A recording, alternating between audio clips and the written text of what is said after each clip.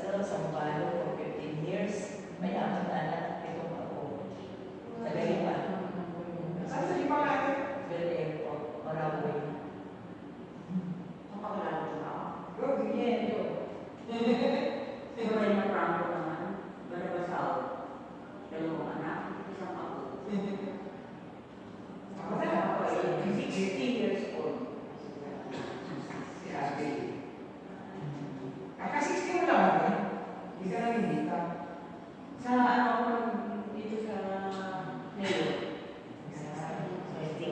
hindi siya pamilya.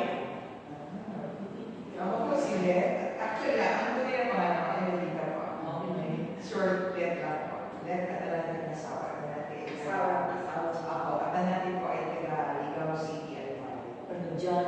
Kailan si John Cipriano? Si Father John at si Father Pio, kababayan. Yeah.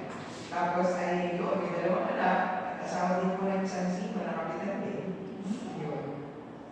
Actually, ako po ang kasalukuyang kaliging ng Batangas City. Yun, Deco pa. At nakataas na maging coordinator ng Lautaro City. Dagdag ko na po, ang Lautaro City ay, ito po taon na to ay hindi na siya magiging under ng Faithful Nation. Dahil this January ay magkakaroon na ng election at ito yung magiging isang commissioner po under ecological approach. So siguro si Archbishop na po dahil sa president ng CPCP, di malalaman natin kung paano siguro sa city naman o ano. Bali kasi mahalaga ang ating inangkalikasan, kaya kailangan isa na siyang mag-restoration. At kahit din po sa pagpapalubili at kailangan magkaroon siya ng priority na ating inangkalikasan para sa kinabukasan natin. Ako yung aking mga anak ko. At alam mo dyan. Kita na lang ang girlfriend. Sige. Seaside tayo eh. Seaside. Seaside. Seaside at seaside. Seaside. Ay, recommended po ang dyan.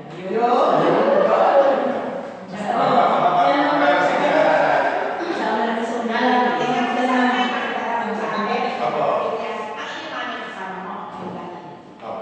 May minsan po kasama natin si Daddy. Oo. Namatay ko.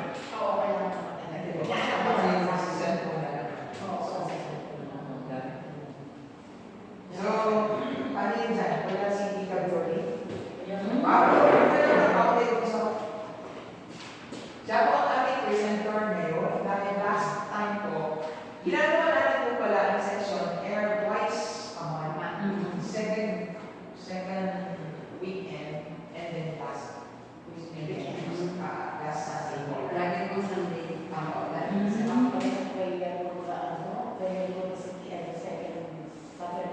Kaya po naging Sunday kasi po, lahat naman busy. Pag weekdays, pag Saturday, so kaya tinik natin yung opportunity na Sunday gawin, which is not time sana na po. So, Pero, siyempre, ang Sunday ay pag kami ay yung convivence. ano oras na niya? Matatapos kami ng mga hapon. Yun ang mga. Every Hindi naman depende sa akin. Pero every Sunday talaga yun. I-inform namin kayo. So walang problema. Ay, hindi tayo. Ay, hindi. Ano na yun? Sino ba naman ng iyo? Sino ba naman ng iyo? Pero may isa dyan. Sige po, hindi mo na yung pag-usapan na po. Sige dyan, go ahead. Okay na ba yun? Okay. Magandang hapon po sa inyo mga lahat. Bali, ating po tatalakayin ang encyclical. Bali, ito po ay Tagalog version na. Kinonvert namin ito Tagalog kasi yung original po ay Latin and then sinandin po ng Vatican in English. Bali, ito po ay consists of 6 chapters. Ang original po dito ay 184 pages and then na-compress po namin to 100 something na. Tatalakayin po natin ang unang kabanata na kung saan inihahayag ni Papa Francisco. Siya po yung nagsulat. Meron po siyang team sa Vatican na mga researchers, mga manunulat, taga sa compile nila. Ano po yung concern ng unang kabanata ng buong pangangalaga sa ating karaniwang tahanan? Common mundo po, mundo. Hindi na po yung mundo po, yung sumasama sa at lahat po na nasasaad sa mundong ito. So, ito po yung nilalaman ng unang kabanata. Bali, ito po, i-direct pa yung nasa pong talata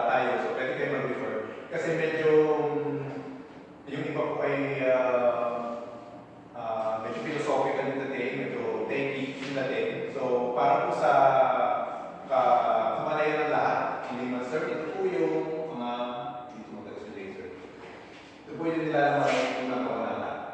Iba't ibang mga topics, kung kagaya ng pollution, pagbabago ng klima, climate change. Lagi po natin naririnig ito.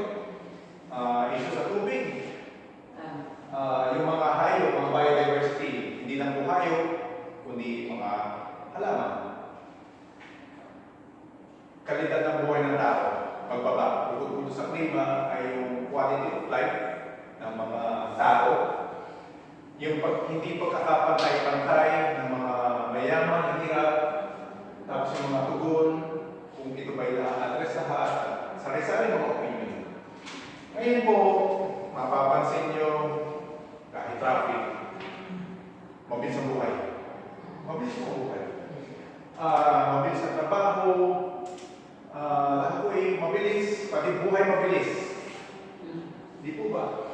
Nadi-describe po dito yung rapidification. Pag sasabilis na lahat, mabilis ang galawan ito, hindi, ganyan na yan, shortcut lang yan, ganyan lang yan. Ito po yung sa bandang Metro Manila, sa Ortigas. Makikita niyo po kung gaano pabilis tumusbong ang ating lipunan. Kaso, hindi po nakakahabol ang kalikasan dito. Hindi po nakakahabol eh. Mamaya po, papaliwanag ko kung paano itong hindi paghabol ng kalikasan.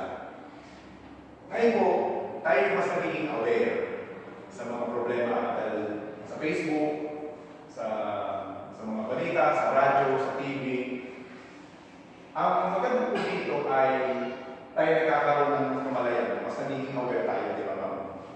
Yan. Mas nagiging sensitibo tayo, mas gusto natin maging involved sa mga issue. Parang, ako pala ay na-apektuhan dito. Paano kaya ako makakatulong dito? Ano? At sinasabi rin po, dahil dito, nagkakaroon tayo ng competition sa maraming bagay. Sa tubig, sa kain, sa trabaho, endo, yan. Pati sa espaso, sa lupa, away sa lupa. Ako, kung tayo maging bolso sa lupa, tayo na walang katapusan. Marami pong mga bagay, mga kabalbalan na yun ang naging dulo dahil hindi tama po naging proseso ng mga bagay. Hindi naidal sa due process, kaya hindi na akit ng ayos sa gobyerno, etc. etc. Una po, pagbabago ng klima. Kailan po tayo, naaalala niyo po ba, kailan tayo una nakarinig ng signal 5? Sa Baguio. Kailan po? Ito lang sa number 5. Opo. Dati lang din lang. Opo. Kailan ba? Sa alala niyo, kailan nagkaroon ng signal 5? Signal 5, itong... May nakatanda kayo? Baguio. Itong super typhoon? Yes. Na? Tino? Dito? Ay, ano yun? Medyo matagal na siya. Super typhoon. Malaki, mabilis. Okay. Sirit na po. Yolanda. Ay, wala. Yolanda. Nawala na po sa mga scale ng pag-asa. Kaya nagkaroon ng signal 5. Imagine niyo yun. Nagkaroon ng signal 5. And then, nung pong the 90s, early 2000s, mainit ako ang 30 degrees atin. Ngayon, umabot ng 52. Diyos ko po. 52. Bakit hindi natin ma-imagine? Saan lang po natin narinig yung 52? Sa Saudi. Sa Qatar, sa Libya. Doon daw may 52. Ngayon po, hindi na kaya mag-abroad para maranasan yun. Yan. Ito pong init na ito ay nagdudulot ng polusyon. Ito po ang karaniwang pinag-uusapan. Transportasyon, usok ng jeep, usok ng mga tanker, paggamit ng langis, mga industriya, mga pabrika, datang usok, barbecue, ganun din. Mga, ito pong mga pulutan na ito, na nakikita, hindi nakikita, ito na po yung mapapalik sa ating kalusugan. At nakaka-apekto po ito sa takbo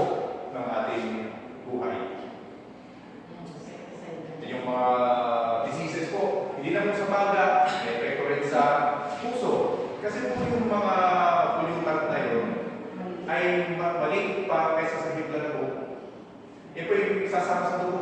Yun pa naging masama. dito sa ating course. Opo. Na-absorb ng force, tapos na-absorb pa ng dugo. Yun. Tapos maging sa reproduction, sa fertility po ng mga kababayan ngayon.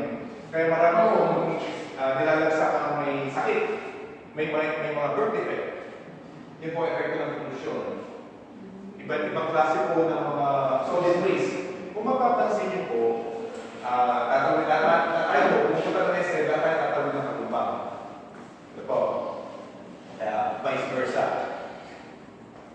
Mukha po sa malinis, asul, pero sa mga pag-aaral po sa mga pagsusuri ay ang yan po katumbang river ay madumi. Paano po? Yung po nagkagaling sa mga piggery, sa mga farm, yung po mga discharge nila. Yung mga discharge nila. Na, syempre, hindi mo sinasabi kasi katabing bahay, marami sa mga mga farms na yan, mga tago, o sino nga ito, mga kaalam. Pinag-ipon, kaya kung ako po, hindi ako lalawin dyan. Yun po. Akala mo linis, ano? Oo. Tapos, hindi po nagiging ligtas ang inuminal po doon sa mga sinatapos yun. Tapos, mga panambak, fertilizer, mga sort, hindi po yun. Yan, electronic waste, ito po, akalain natin para tinapos na electronic waste. Pero yung pong baterya, pag pumagas sa yung baterya, yan po yung lasong. Itatapon nyo sa lupa, matapakan na pera, tatanas yan. Toxic po yun. Sisipin po yun sa tubig. So, ito po yung ngayon po, ma'am, ang ating sibilisasyon ngayon, ang ating buhay ngayon, hindi natin mainishare yan tayo tapo na tapo. There is no such thing as no waste. Mahirap po gawin yun. Lagi kahit yung papel ay may tatapo. Ngayon po, ang panawagan ni Papa Francisco ay saan mo rin maging circular? Hindi po yung tayo kukuha lang ng sangkap, gagawin natin pagkain ng bagay, gagamitin itatapon na. Ang panawagan po ng Simbahan Katoliko ay paikutin natin, kung meron po tayong marireceive ng bagay, ay gawin natin. Kaya po, reduce, reuse, recycle. At kaya din po meron tayong bubulok, hindi na bubulok, papel, plastic, at kung kaya mo, hindi na susunod. Hindi ba nasusunod? Opo. Opo, at saka hindi po nagiging regular. Nasabi tayo ay i-sort daw ang bulok, hindi na bubulok, tapos sama-sama sa truck. Di po ba?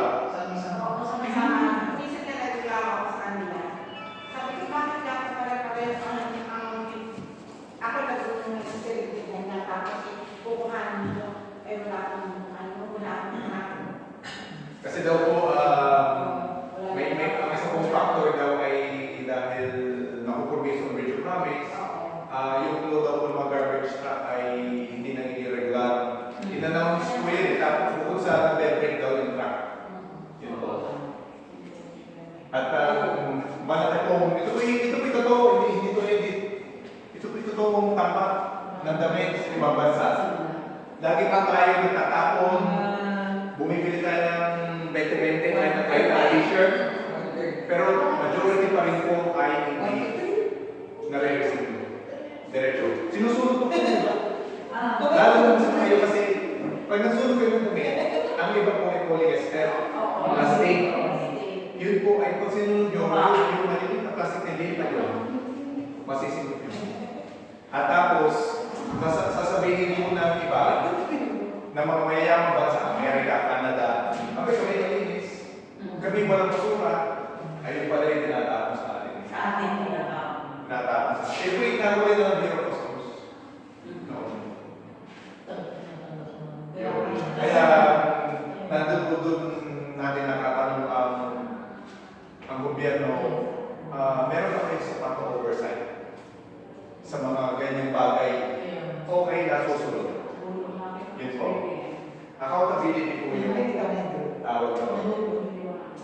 Ito po yung mga epekto. Actually, ako na lang pong i-discuss. yung po mga usok-usok natin, yung agrikultura natin, akala natin produce na ng baka, hindi. Yun po ay may pollution hakikat.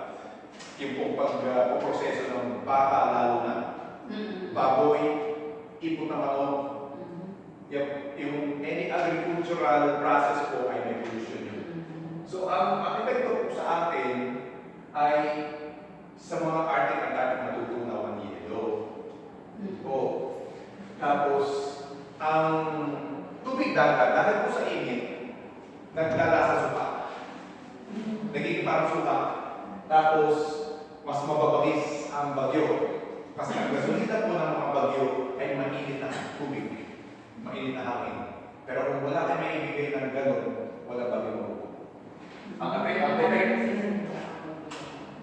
epekto po sa atin, nagkakaroon tayo ng mga tao. Pagkatuyo, yun po. Pag natuyo, walang pananim. Pag walang pagkain, magkakagulo tayo. Kawin-kawin ko yan ang mga kawin-kawin ko yan. At dahil sa init, lumalabas ang mga sakit na sana ay nakabakuna sa kasaysayan. Sana ay nakabakuna sa dino.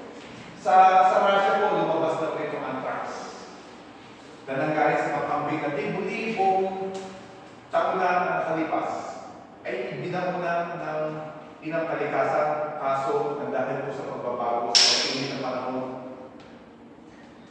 natunaw yung mga biomes nila na hindi na dapat. Nakakalungkot po.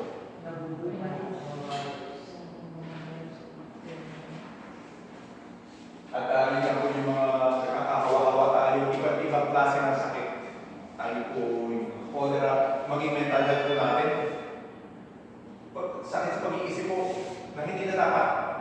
Kasi kung nag-iisip tayo, nai-stress tayo sa init, aircon, iisip natin, kung meron, mahal, kung di tayo pumunta ng SM. O siya pupunta ng SM, puro ko yung mga masasabi. Naintindihan niyo po ba? At yung pong mga bansang mga sila dapat ang responsable, sila yung mga polluter talaga kasi sila yung maraming pabrika, sila yung mga progresibo, sila yung maraming tinatapo, sila yung maraming puso, sila pa yung sa mga issue. Sila pa yung takot. Pinagpilit nila pinagtatakpan ang kanilang mga problema. Sino nagsasuffer? Yung mga mahihirap na bansa. Asama na po tayo. Dito po, bahagyan na natin nararamdaman ang pagtaas ng tubig. Yun po ay mga 2-3 cm, hindi po nagkakalit per year ang tumataas ng tubig. Ngayon po, kapag may nagkakaroon ng daluyo or yung storm surge, kapag may bagyo, ay ano po sumasama sa mga dalampasigan. Dala na po ito yung malakas bagyo. Pag malakas ang bagyo, madaluyo talaga. Yan po. Ito po bansang Tuvalu, karamihan po. Ito po sa Pacific. By the year 2050 po, murado po yan. Ang ginawa po ng mga taga-Tuvalu, sila po yung nakatulay ko lang na tao. Sila po yung nag-Australian citizenship na. Na pag nawala po yan, purong sa Australia. Ngayon po, issue sa tubig. Ay ganda po, sana po sa ating komunidad, sa ating mga subdivision, may ganito na po. Pagdabas natin, sana may ganyan, puro ganyan, na may enjoy ng mga bata. Kaya po, sasabihin, putol ng tubig, pila. Sumasalamin lang po ito sa kompetisyon sa tubig. Dahil po, wala na tayong mainom na nanggaling sa ilog na malinis. Kundi kung tayo order na lang ng basyo-basyo tubig. Tayo po prime water, wala pa rin po tayo kasiguro doon. Dahil po mataas ang chlorine, kaya chlorine po yung masama. Kaya tayo nawagan ng tubig, bottled water, tuloy, gastos. Lalo po yung mga naglalak ng establishment. Kaya pag nagluluto ako, baka gumagamit ng tubig sa tubig ko. Opo, kasi nag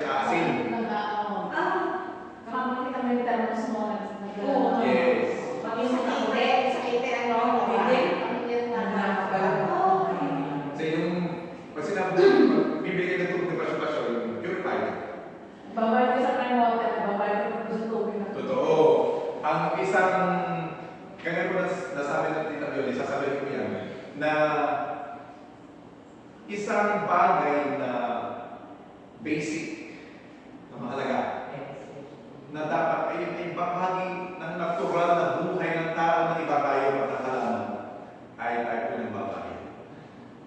Yun po ang nakakalungkot doon. At tayo po'y bayad, tumataas kahit piso, 5 piso.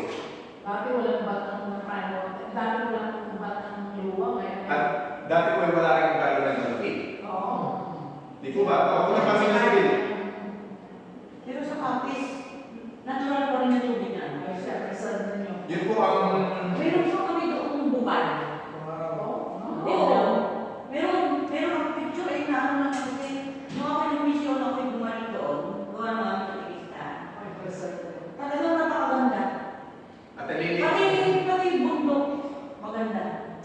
Yung po ganyang tanawin at alili ay maaari po ang mga bata, mga posible na bata ngayon, maaari hindi na nila, ano yung bukal?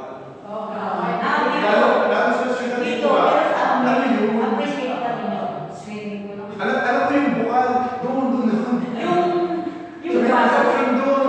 Kaya sabi ko pa yung bukal. Kasi nasa likod. mayroon kami tinatawag na bundok na banal sa meron kami tinatawag ng bundok ng bukal na bato. Doon sa amin. Yun ay nakakagaling ng tubig na yun. Ngayon po, bilang po mga Pilipino, kapag po mga ganun, ay Pero sa librig siya. Nasa librig siya. dapat po ay yung pong mga taga-bukid na mga ganun, talagang alam nila yung kahalagahan ng ganun. At samantalang nasa syudad, hindi na. Sasabihin nila, uy, maganda yun. Maganda yung local yan. Tayo na pag-isip yun. Tayo natin Robinson yan. Tayo natin yung call center yan. 32 years na bawal ko umuwi, pero ako ay 45 minutes kami hindi lang. Mga 1 hour ang lakad namin bundok. Yun po yung atin yung parang luxury pa yun eh. Isang luxury pa yun eh na ikay naglalakad, papunta sa school, Oo nga. lalakad ka ng isang oras papunta sa paaralan mo, matawag ka ng ilog ng buong ng buto. Pero, di ba maganda, sulit pa rin eh. Kasi dumadaan ka sa kalikasan eh. Feeling mo, alaga ka ng kalikasan kapag gano'n. Yan po, pag marumi ang tubig, lalo po mga mahihirap, no choice. Kasi sasabihin ng mga korporasyon ng tubig, hindi man magbaba ng mga five, kung ano na lang, kaya ito yung nakabot nila. Contaminated po yung tubig. Ang mga mahihirap po ba mapapabili nila ng tubig?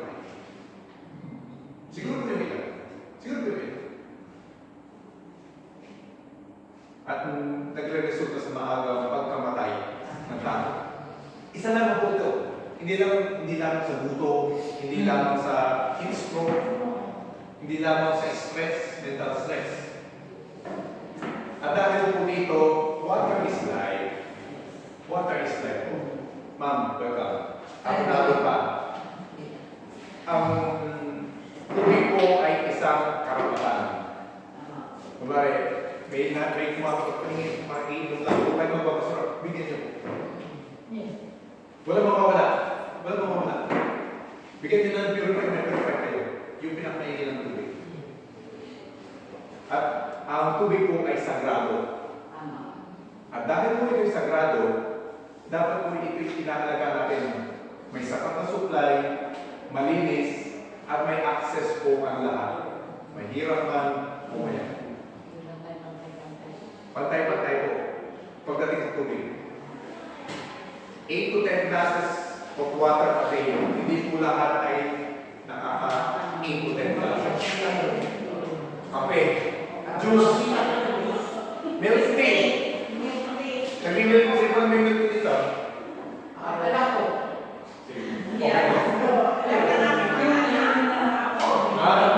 Nagpapakulipan na ng milk tea. Na may extra pa na patong.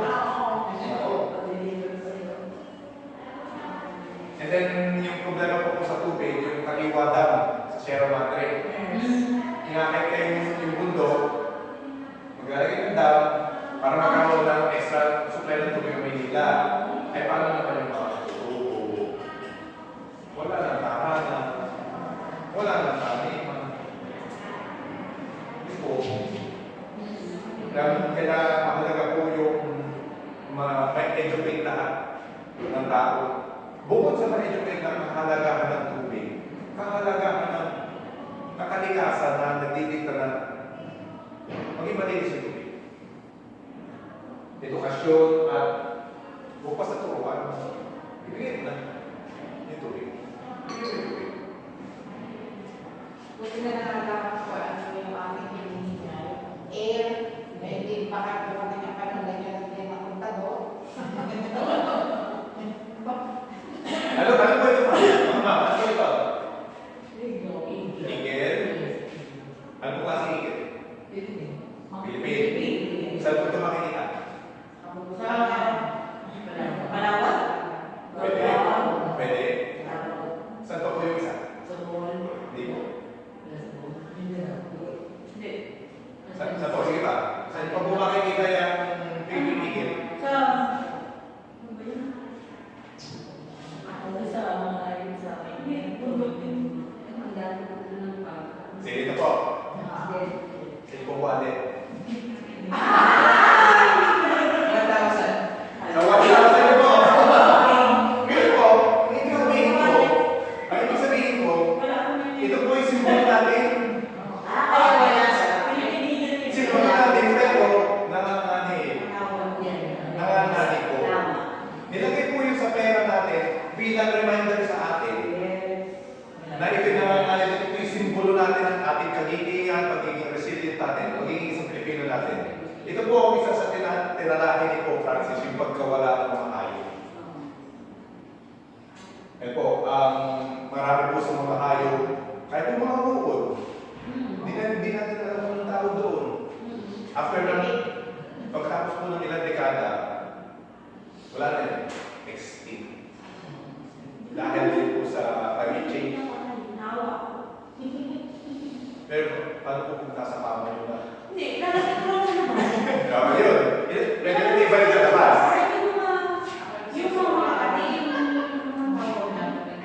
Yung mga budo, lalaki sa siya. Hindi namatay.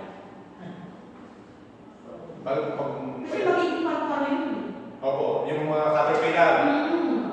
O, pag naubos na ang laman natin sa garden, hindi. Anyway, yun po. Hindi na po natin nakawala ng ating mga anak, ng ating mga apo, na nawawala na yung mga hayop na hindi sa encyclopedia. Di ba? Wala pa na encyclopedia na yun. Hindi na nila nakikita. Sa Google na lang. Ang ibang mga hayop ng istorya na lang. Pero ano, yung paru-paro madami na tayo. Dati ko madami na tayo yung maya-maya. Madami pa sa amin. Kailangan malaman yan. Eh, siguro kahit na madami, pinapatok ako. Meron na nakain. Ano tagta, wala na. Wala na rin. Meron naman Ay, hindi. Meron na ako sa sulat din. Sa mangga. Yan po. Ay, tata. Opo, yun. Alitak pa. Nakayawan mo rin. Yun po ay sabihin na natin hindi nakarating pa sa syudad. Siguro po sa mga bukid na lang. Pero sa atin meron pa rin. Ay, tatap. Dahil inuwi na ako ng tao. Sa YouTube na lang nila nakikita. Para sa mga fairy tale na lang. Pero hindi nila alam. Nakakalungkot po kung ano kahalaga. Mga ganun. Kasi yung tulad po nito, yan po, ang ibig sabihin ng ang pinakalikasan ay nare-recycle niya ang kanyang sarili. Nabubuhay niya ang sarili niya. Ngayon, kapag itong uod dito na wala na makakain ng daga, ang kuneho, yung mga palaka, mamamatay ang palaka. Pag nawala ang palaka, wala na makakain ka rin. Patay natin. Ito ba yung puno? Wala na nandiyan. Yun po. Ultimo langgang na spray nyo. Hindi. Yun. Ano sa inyo? Yung walang himante, kinakausap ko talaga yun. Nakasabi ako dun sa hantik na yun. Akala sila, Tayo po, ang mga langgam at ay mas pasipag pa kaysa sa atin. Tama. Dahil ang langgam po ay pag nabuhayan, ay yan po yung trabaho hanggang sa pamatay. Sabi mo na.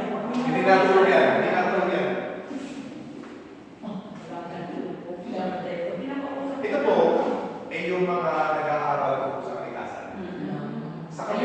Sa kabila po ng mga pagkawalan ng mga hayop, mga halaman, sila po ay patuloy na nagsasakis.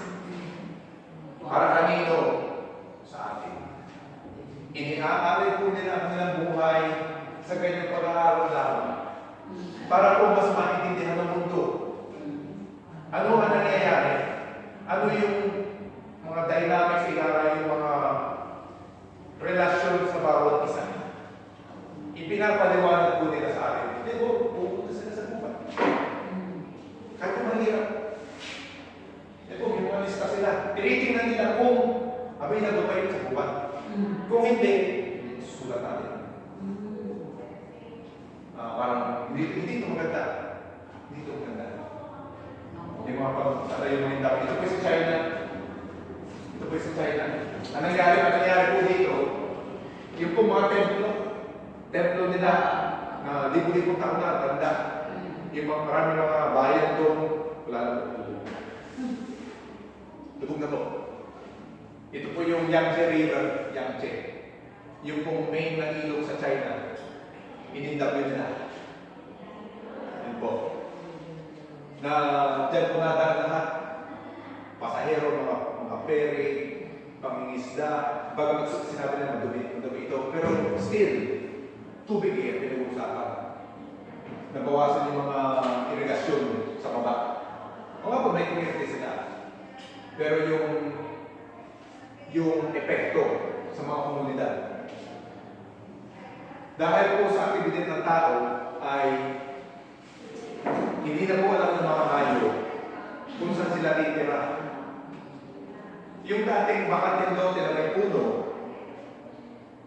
may maraming ibon doon, may nagpagawa ng bahay. So, itong ibon, mag-iisip na naman, saan siya mamumukat? Sa amin pong garden ay ako'y nagtitrim noon. Nasiya. Ako'y may buga. Sabi hindi. Hindi ang kanan. Siguro napahiya ka sa akin yung lumipad na. Pero may naiwan dalawang itlog. Nakakatuwa po. Nakakatuwa. May bungay. May bungay. Sino po nagkartima na dito? Kartima. Yung bungay. Sa kartima po sa Pasay. Yan. Kami po mga hayop ay ipinagnegosyo. Ginuha na nga ang kanilang tahanan, kinidnap nyo pa sila para ibenta 500,000 isa. Ibibigay sa inyo na kaganyan. Yan po yung sindikato. Bawal yan. Bawal po, tama. Pero hindi nasisilip lahat. Siguro po yung mga ganyan. Hindi sa nagpapatakbo. Politiko. Mga passer, yung mga inspektor. Sabi ko, ubusin namin. Yan po, hindi po masusukat ang lawak ng gantong iligal. Nakalangalan. Kalikasan, ibinenta. Binenta ang kalikasan. Mga corals. Ang mga corals po ay hindi halaman. Hindi po yung mga tayo. Dapat po yung mga ganito, kagaya sa Anilao, kagaya po sa Isla Verde, sa Romblon, Marinduque, yung mga protected, Palawan, ay kailangan po protektahan. Diyan po pumapasok ang gobyerno natin. Wala po tayo sa pagkakailan, kundi magkaroon tayo ng simpatya. Nakaranas ako niyan sa Palatas, sa Romblon, nung i-iskala kami, titigil kami pag-uwi ng Patis. Magbebenta sila ng sinisemento.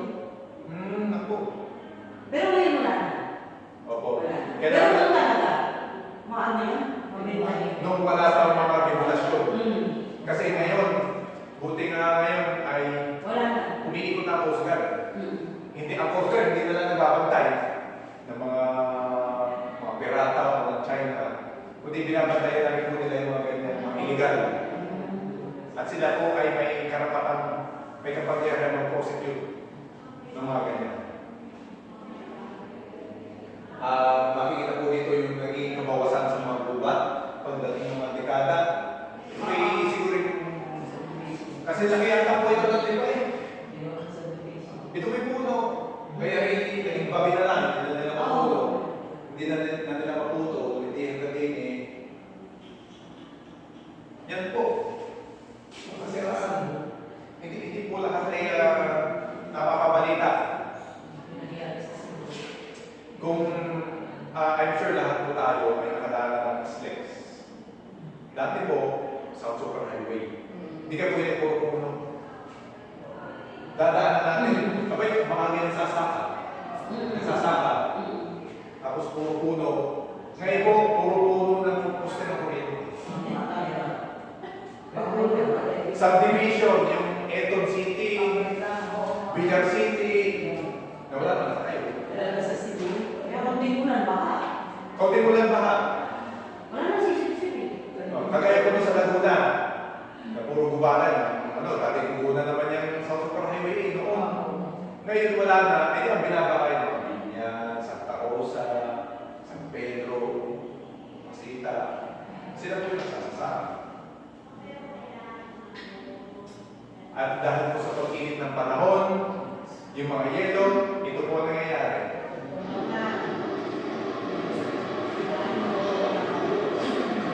Ito yung malaki pa sa building. Yelo po yan. Yelo.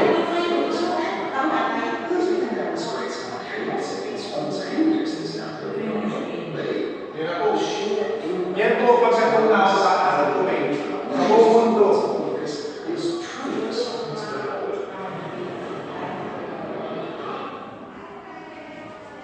Kagaya po ng mga commercial fishing, iba at elect, yung pong napuntahan ni Tita Violi, na pinaprioritize pa po ang commercial fishing.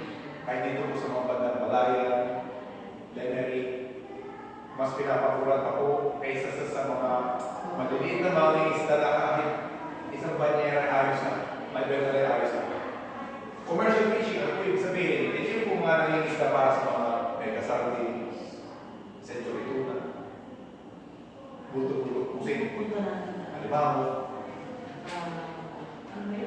Nagkakaroon po ng competition na. Hanggang sa tayo nakikipagburo sa China. Ang bigat po. Mabigat po sa isipin, di ba? Mabigat sa damdamin. Nasa ating sa pagiging reckless ng tao, ay di tayo nagdadaan. Tayo. Eh po, naputi na. Naging suka na. Yan po. Naman ito, patay lahat. Patay lahat. O, yan yung nakagulay na tahanan.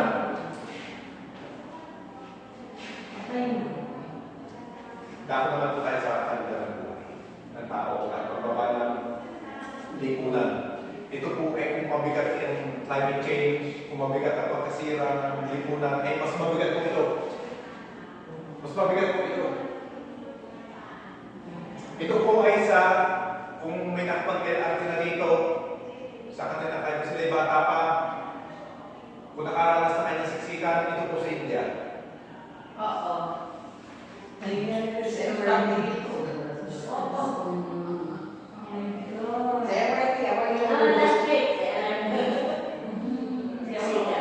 Eh po hindi pa siguro rush hour sa kanila. Sa India po ay napakarami tao rin. Ay bukod po sa pagdami ng populasyon ay ang pagtira po sa syudad ay hindi nakalusog, hindi nakaaya-aya. Eh kung sa atin po, pasyalan na lang ang Manila. Kung papacheck na lang sa Makati Merosin, Kusumare, kompetisyon ay hindi makahabol ang mga infrastruktura natin, yung mga train, mga bus, hindi na po kayanin eh. Tayo ka na. Kayo kung may nakikita pa dito puno, Wala, puro na ng konti. aring sa Hong Kong,